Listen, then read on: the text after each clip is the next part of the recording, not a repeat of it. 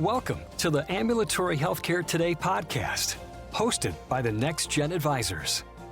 Accelerate your success with insights from a multidisciplinary team of healthcare experts as they discuss an array of topics. These timely discussions can help you better navigate the challenges of running your ambulatory care practice. Here is your host. Hello, this is Graham Brown, Senior Vice President and Principal with NextGen Advisors. My colleague, Dr. Marty Lustick, and I are joined once again by NextGen's Government Affairs Advisor, Chris Emper, to look at the status and implications of the 21st Century Cures Act. It's been over 5 years since the law's passage, and in 2020, the National Coordinator for Health Information Technology published a final rule to implement many of the law's main provisions.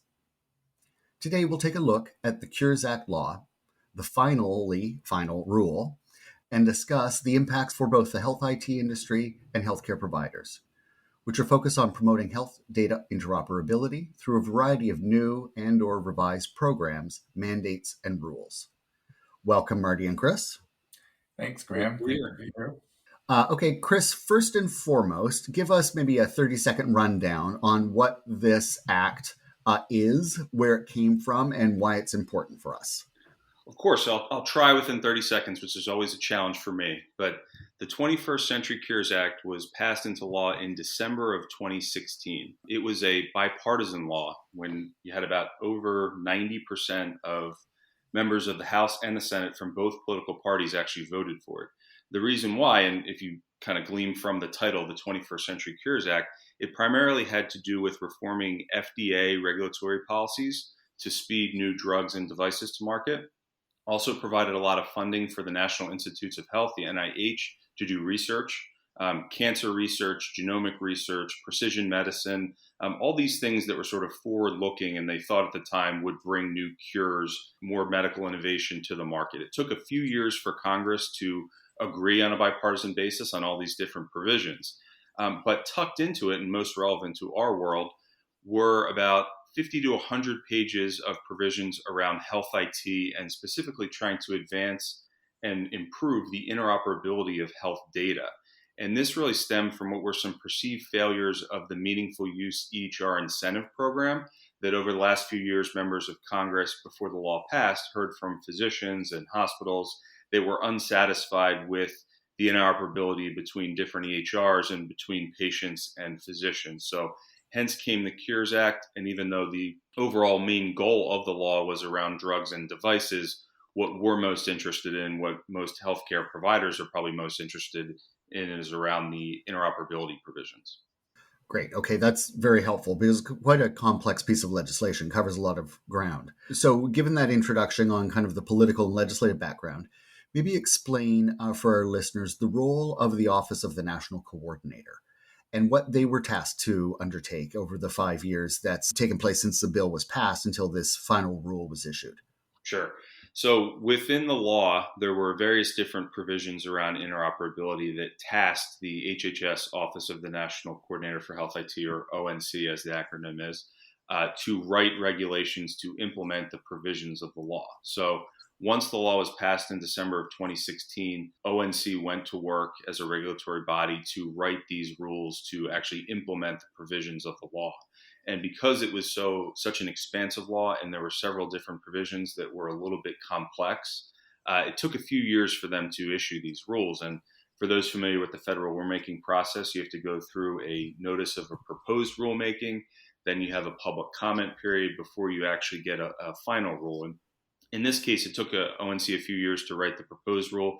It was released in 2019. And then there was a rather lengthy debate when the public comments came in. And then a final rule was issued in March of 2020. And ironically enough, it was actually scheduled to be released at the HIMSS annual conference to coincide with Health IT's big event and the interoperability rules being something the government wanted to promote. But that was actually the same exact week where we started the COVID sort of shutdowns. And it kind of got lost in the mix. It was intended to be the biggest healthcare news of that week, believe it or not. But obviously COVID kind of took over there. And then the rules have been somewhat lost in the shuffle, I think, over the last 2 years and delayed as a result of COVID. But, you know, that's sort of the background and ONC's role on issuing those rules. I would say there are three most critical parts around focused on interoperability are the rules that impact the EHR certification process, the information blocking rules, which is sort of the opposite of sharing information. It's something that's bad that the government's now going to punish when you're not sharing information. And then the promotion of a trusted exchange framework and common agreement that is intended to help health information networks and national exchanges, HIEs, share information. So those are kind of the three main provisions, I would say, that are wrapped up in this rule and in the process of the last few years as ONC has tried to implement this. And finally, I'll say, as you noted in your introduction, finally a final rule.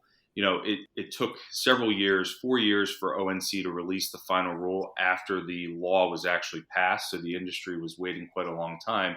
And then when you have implementation dates or compliance effective dates in the rule that are, 6, 12, 24, and 36 months after the rule went into effect in 2020, this has really turned into a decades-long implementation process around all these interoperability rules. So there's really quite a bit to unpack here. Mm-hmm.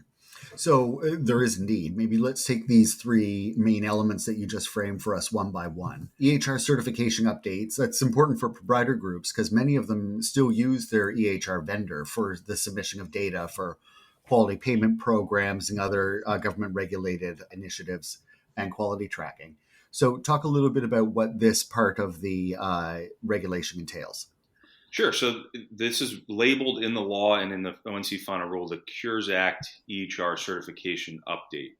And for those who remember, back to our Meaningful Use EHR Incentive Program days, there were 3 stages of the EHR Meaningful Use Incentive Program. And the way the program was structured, the EHR companies or EHR vendors or solutions had to certify their products where they demonstrate to the government or a government-sponsored testing entity that their products have certain criteria, whether that's e-prescribing or sharing certain information or having certain data fields in the prior versions, but they had to demonstrate that their software, their EHR, met this criteria.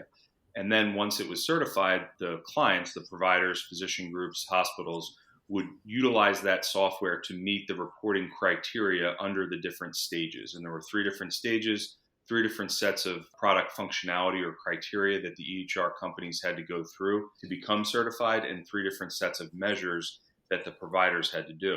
Why this is all relevant for the Cures Act is because the Cures Act EHR certification essentially acts as the 4th stage here, even though the program has ended a few years ago and has been kind of engulfed and morphed into the MIPS and APM parts of the macro quality payment program, where you still have to use a certified EHR and you still have to report on certain measures to participate in these federal government programs, either the MIPS program or an ACO or an APM that wants to get credit on the APM side of the house. But the next level of certification that the Cures Act required is going to be this Cures Act certified EHR. As I mentioned, the law was largely focused around interoperability and the product functionality that is going to be required and what is required currently to become certified under the Cures Act for an EHR vendor to gain that stamp of government approval is largely focused around interoperability, although there are some other provisions. And within interoperability, the heavy focus is on FHIR-based APIs, which is, of course, a kind of the next wave of interoperability and standards, and something that most who have been following the industry, although I'm certainly not an expert in interoperability data standards, think is really going to be a game changer in terms of the ability to share information across different providers and, even amongst patients as well, with a patient access portion of the API. So where we're at right now, the certification criteria has been finalized. EHR vendors are beginning to certify their products, and it's rolling out where in 2023, to participate in the federal programs, you will, as a provider, have to be live or using the new Cures Act certified EHR. So even though everyone has long since forgotten and was pretty much not a fan of the Meaningful Use program, I like to say this is Meaningful Use Stage 4 coming in 2023. The EHR vendors are certifying their products and rolling them out right now. Next year is the action year in terms of implementation for providers using that new software. Okay, got it. Helpful. Marty, I'd like to bring you in here. When we think about provider offices, submitting this data, it makes them eligible for some of these alternative payment programs. Talk a little bit about the importance of these alternative payment programs to providers. What's the impact to their bottom line? Yes, so I would go back to Chris's comment on meaningful use, because in many ways, meaningful use was the driving force that kind of pushed the provider community over the hump of moving from paper to electronic health records in their offices. It was set up initially as financial incentives. If you got your EHR, of course it had, as Chris pointed out, it has to be certified, but if you implemented your EHR, you got significant financial incentives from Medicare. And then if you didn't do it quickly enough, you could get penalties for not doing it in the out years. And subsequent programs from Medicare have been built on that foundation. So it really played a major role in driving the more rapid transition to electronic health records for providers. But as important was the downstream impact that it also has had on commercial payers.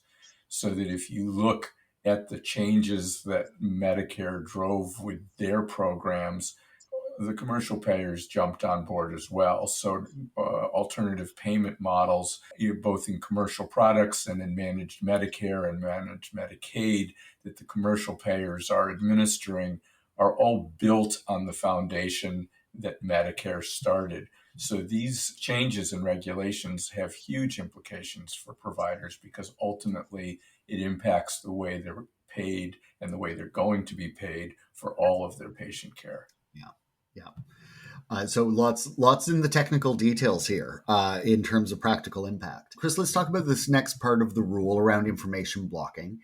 What's the goal of this provision? And talk about what some, I think, feared this would mean at the practical level. Because as I understood it, there was a fair bit of backlash and controversy in the past few months around how this provision was to be implemented. Absolutely. And what a term, information blocking, as a new part of our healthcare lexicon here. So this provision in the law, if you think about the certification provisions as essentially enabling technology that can enable interoperability with the APIs and the ability to exchange data, that was something that they wanted the EHR vendors to provide to the providers, physicians and hospitals, so that they could exchange data. Once they had that data, they went the next step further and said, if you're not using that technology to share data, when you have an appropriate request where HIPAA privacy and security rules are satisfied, and you have either a patient or a provider who's requesting some portion or the entire health record to be shared, and you have either an EHR vendor, a health information exchange or network, or a provider, a hospital, physician group, or any clinician, if you do not share that record, you could be guilty or charged with information blocking, which is a new civil infraction under the Federal Code of Regulations. So you won't go to prison for information blocking, but you could be subject to some penalties.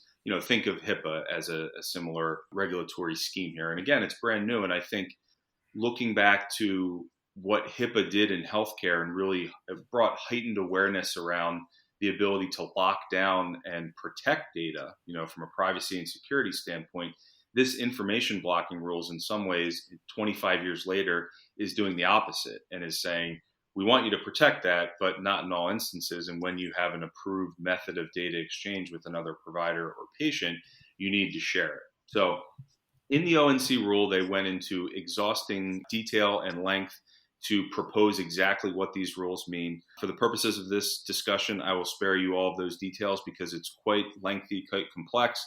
A lot of lawyers involved, a lot of regulators involved, a lot of details. But essentially, unless it's reasonable or necessary to not share the information for a list of reasons that they provided and some examples in the rule, again, you have to share it if it's an approved request from a patient or provider.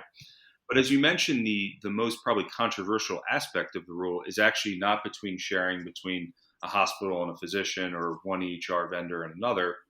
It's between physicians and their patients, and specifically around the release of lab results. So these rules promulgated that if a patient has requested their lab results to be released through a patient portal, electronically through a portal, that a physician cannot suppress the delivery of those results, which had been the way a lot of these test results had been delivered over the last few years, had been set up where the provider orders the test, the patient takes the test, the provider gets the test results electronically, and then either will send a note with the results to the patient explaining what happened through the patient portal, or pick up the phone and call the patient to deliver those results.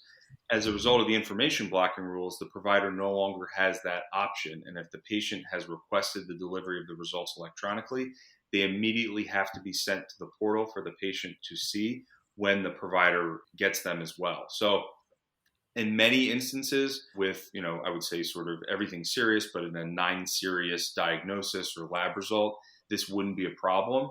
But when you think about some potentially real serious news and the difficulty that patients have assessing healthcare test results and what this lab means, how many times I'm sure for Dr. Lustick, he's seen a patient who said, oh my God, this test result is negative, that's bad, or this is, it's positive, that's, not even being able to interpret from that aspect what it means. So I think that over the last few months has been highly controversial. The medical societies, physician societies have pushed back and asked for some reprieve from ONC around this part of the rule. As it stands now, that has not happened. But that's sort of some background and a little bit of an update on where these rules stand. Mm-hmm. And the last thing I'll mention is that the rules were finalized again by ONC in 2020. The effective date was April 5th of 2021, but they're in effect now, but essentially not being enforced because we're still waiting on a enforcement rule from the HHS Office of the Inspector General to actually say how they're going to enforce and assess penalties. So kind of in that in-between phase where we know what the rules are, they're technically in effect, but not enforced. It feels a little bit like the meeting or the intersection of the centrality of the doctor-patient relationship and how technology has just become so integrated in our day-to-day lives. Marty, talk a little bit from your perspective. Is this concern around releasing results to patients, a real issue or a bit of a red herring? So I would say that in my high-level response is that it's a bit of a red herring. A similar example in pediatrics, which is my background, would be a mother who comes in and raises concerns about the father being abusive, physically abusive to the child. And the fear that a pediatrician would have that if the father had access to that information, they might take it out on the child or the mother. But as Chris mentioned, there are protections in the rule as stated that allow a provider to block information if they feel that it's potentially harmful to the patient. It'll be interesting to see how that particular regulation plays out in the context of these lab results issues. Mm-hmm. But to me, the more interesting part of this is, there was a movement that started over a decade ago in Boston with what were called open notes that has now spread across the country, where providers are regularly sharing their entire progress note with patients as soon as it's completed. It's actually moved beyond that to something called shared notes, where patients actually have the opportunity to put in their own comments, edits, and additions to the physician's note, and they both sign off on the notes. And the most interesting part of this is that a fair amount of research has been done in this space, and providers in surveys are overly concerned about the risks to their patients, the risks to their patients emotionally, and the risks to them from a liability perspective of having this completely transparent information sharing with their patients. And yet the reality as it's played out has shown that it actually reduces liability for providers, that patients have access, that it doesn't create increased work for them to go back and interact with patients over and over again about what's in the note or not in the note. And in fact, patients actually end up often improving the quality of the notes by adding their own comments. And they also remove liability for the physician by correcting mistakes right after the note is written, rather than arguing in court 2 years later that that's not what was said. Mm-hmm. So it's it's actually fascinating how the reality is played out compared to the perceptions of the providers. And to me, that work in the open note space is very encouraging, that these issues that physicians are concerned about will get worked through, and that it actually ultimately will improve care. Mm-hmm. It's an interesting concern. You can see how it's problematic in some aspects, and then that it would be the natural thing to do in other ways, in terms of, it's the patient's information. They should have access and understand what's been documented about them and about their health situation. Chris, the third component here of the final rule I think worth discussing is the attempt to get to kind of a really comprehensive national level health data framework. And of course, there's another new fancy acronym that accompanies this, which is Tefka. Walk us through Tefka, what it means, and give us a little bit of an explanation around this element, if you could. Sure. So Tefka is the Trusted Exchange Framework and Common Agreement. So this came from the Cures Act and was essentially the provision that was asked for by members of Congress who kept hearing as they were playing around with and discussing and deliberating upon what to do about interoperability, that we have different national networks of health data exchange. We have Commonwealth, we have Care Quality, we have some strong state and regional HIEs, but they don't share information with each other. So how do we make that happen? Information blocking was one way they did this. The Tefka was a way of basically setting up a voluntary, so this is a non-regulatory program.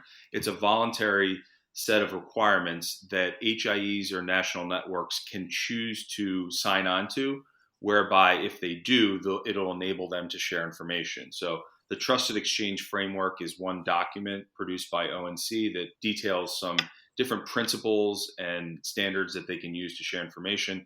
And then the Common Agreement is actually a contract that they can choose to sign on to, which would be binding in some ways upon those HIEs or networks who signed on to it, but would allow them to share information. And it's run by an outside third party. A government contract was awarded, and it's kind of taken on a life of its own.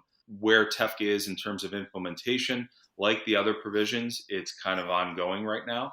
It has not gone live, but the final Tefka document, after it went through a proposed form and public comment, was issued in January of 2022, and it's being implemented through the third-party government contractor right now. And for those entities that sign up for it, it should be live in terms of delivering operational data exchange amongst participants later this year. And whether or not this becomes a huge development and something that leads to nationwide interoperability, or just one more government-sponsored initiative that's, sort of there and an option for folks, I think depends upon the industry participation and various other factors. But that's really what Tefka is and where it comes from and how it connects to the Cures Act. Okay. Marty, you've been involved in local health information exchange organizations or regional ones. Talk a little bit about the value of, why would we want to move to a national level of data exchange? What's the value in bringing it up to that national level instead of just the local level where most folks are getting their care in a town, in a city, in a region? Why would we need to share information more broadly? I think it's a really important question, Graham, because for most people, having nationally available data regarding them as a patient receiving traditional healthcare services is not that important. It may be a nice to have for the subset of our population that are snowbirds or, that can afford to be in different places at different times in the country where their information would be available no matter where they are. But in general, I think the big value of this is actually much more from a public health and a research perspective, particularly if you look in the context of what we've been through with the pandemic, and you look at what Israel has been able to do with a national information infrastructure to very rapidly gather data regarding the impact of vaccination and the new variants that occur. They're leading the world in providing information about what's occurring from a public health perspective in the pandemic. And having an infrastructure like this, like Tefka, would enable the United States to mimic that kind of public health program, whether it's for the pandemic or a variety of other issues. Mm-hmm. Of course, researchers would love to have a national database, even of unidentified data, to be able to pursue their research interests. So it really is a future-looking element of the Cures Act to really set the stage for a new level of medical discovery and research and knowledge share to go forward. So, Chris, help summarize us here as we get ready to close out. Talk a little bit about what you think the final rule accomplished, and how's this ball going to move forward in the next little while. You alluded to some ongoing elements of implementation. Absolutely. Well, right now we're about 5.5 years in from when the law was signed, and as it stands now, there really is not any one major piece of the interoperability provisions of the Cures Act that is been fully implemented. So it's very much still a work in progress. And I think where the last 5 years, a lot of the attention has been on the regulators, on ONC writing the final rule and working with the different public-private stakeholder groups to actually figure out how to get the regulations into a place where they can be implemented. The next 5 years, and as I mentioned, each of those different provisions, certification, information blocking, and Tefka, we're really just on the verge of those being implemented over the course of the next year. I think the next 5 years will be about seeing how that goes. And not only seeing how that goes, but I'm sure as with every government program, there will be refinements and changes in the regulations. And in this sense, there's going to be updates to the standards. A big part of what the Cures Act did was update and make mandatory the use of APIs and certain standards, certainly the FHIR standard. And I think over the next few years, we'll see what the impact of that will be. But I think overall, noting that even though the law passed in 2016, and we probably have not seen the benefits promised at the time around interoperability now because it hasn't been implemented fully, I think certainly the conversation has shifted, and all the topics we just discussed, crossing the whole entire healthcare universe between patients and providers, physicians, hospitals, EHRs, HIEs, national networks. Everybody has new requirements and new things they have to do by way of the government in terms of interoperability. So I think it's heading in that direction. It's just a matter of how exactly do we get there? How messy will it be in the interim? And what the future lies. And I also say this is all government focused, but I'm also a big believer in the power of the private sector. And these rules do allow some flexibility around not only standards, but private sector solutions to some of these interoperability problems. So I think it'll be interesting also to see what happens on that side of things and what problems are solved by the private sector and what problems might in the future be litigated in the information blocking court or amongst the Tefka board or, in the future iteration of meaningful use stage 5 under certification. So to be determined. Heaven forbid. Well, that's great. Thank you, Chris and Marty, for this discussion. Certainly a complex topic, but at the same time, really important when we think about just the implications of how we access and who has access and control our sensitive healthcare data. Appreciate you guys joining us today. This is Graham Brown with the NextGen Advisors. We hope you enjoyed this episode of Ambulatory Healthcare Today. Thanks for listening. Thanks for listening to the Ambulatory Healthcare Today podcast, hosted by the NextGen Advisors. Never miss an episode by subscribing at nextgen.com/podcast. To see a list of products and services tailored for ambulatory care practices, visit nextgen.com.